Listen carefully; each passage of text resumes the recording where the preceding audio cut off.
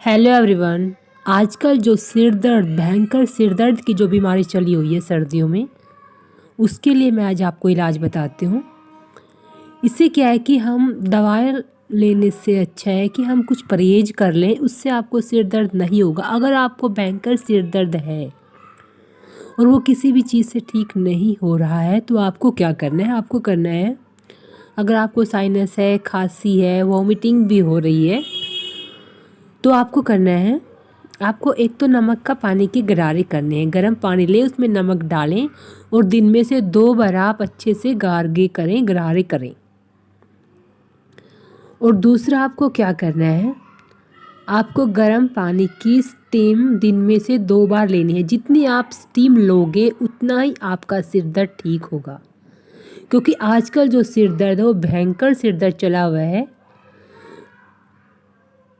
और इसमें आप बिल्कुल आंखें भी नहीं खुल रही हैं। तो इस सर्दियों का जो सिर दर्द है वो भयंकर होता है। तो प्लीज़ आप अपने आप को बचा के रखें, अपना ख्याल रखें और अपने स्टीम लें और गरारे करें। ये 2 काम आप ज़रूर करें और हल्का खाना खाएं, बाहर की चीज़ों से परहेज़ करें। इससे आप जो आजकल जो ये कोरोना वायरस चला हुआ है इससे भी बचे रहोगे, और जो साइनस है, सिर दर्द है, खांसी जुकाम है, इससे भी आप बच के रहोगे।